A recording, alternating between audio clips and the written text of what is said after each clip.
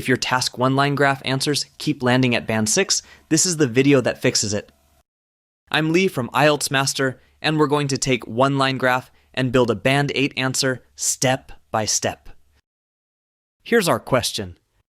The line graph shows the percentage of household energy provided by 4 sources: natural gas, electricity, heating oil, and solar power between 1990 and 2040. Notice those last figures for 2040 are a projection.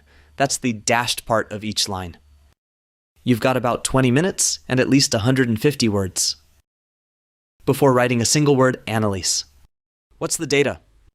The percentage of household energy by source. The axis? Percentage up the side, years along the bottom.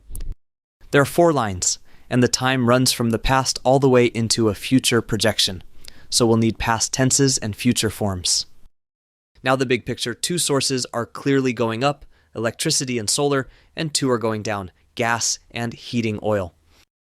The standout moment is right here, where electricity overtakes gas. And that gives us a natural way to split the graph in 2, the risers and the fallers. That split is our plan. Task 1 is 4 paragraphs every time. An introduction where we paraphrase the question.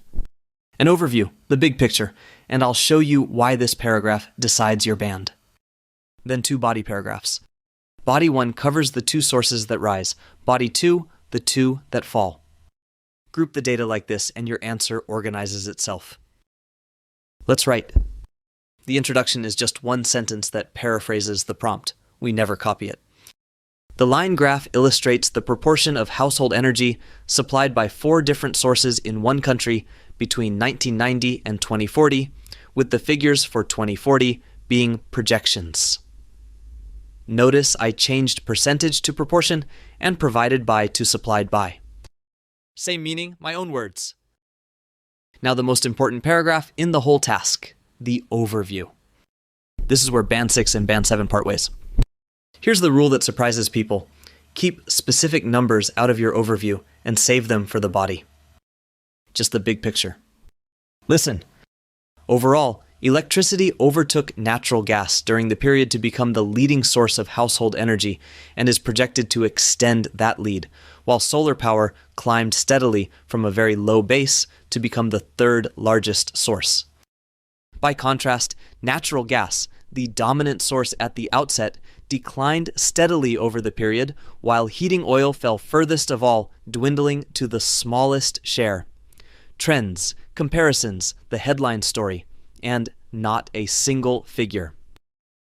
The numbers live in the body paragraphs. Body 1 is our risers, electricity and solar.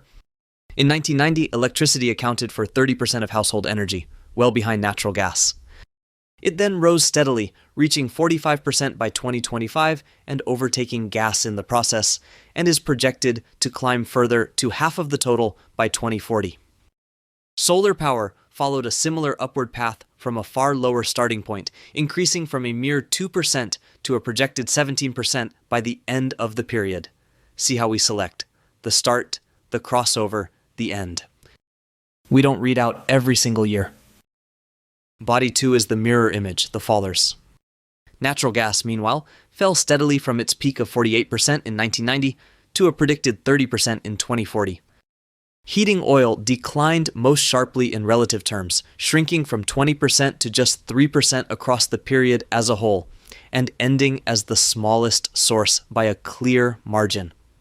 Notice the past tense for what has happened, and future forms, predicted is projected to, for the part after 2025. So why would this score Band 7 or 8? Look at the language. The tenses are controlled, past simple for the real data, future forms for the projection. The collocations are precise, rose steadily, fell steadily, declined most sharply in relative terms. There are comparisons everywhere. Overtake, well behind, by contrast. And the prepositions are exact. We rose to a value, increased from one figure to another. But the single biggest reason? That overview with no numbers in it. So here's the method, and it works for any line graph. Analyze first. 4 paragraphs. Put your big picture in the overview with no figures. And in the body, select the key moments and group them. Never list every point. Do that, and a line graph becomes one of the easiest marks on the whole test. If that made the overview click for you, subscribe. We're working through every Task 1 chart type. Tell me in the comments which one you'd like next. Thanks for watching, and I'll see you in the next lesson.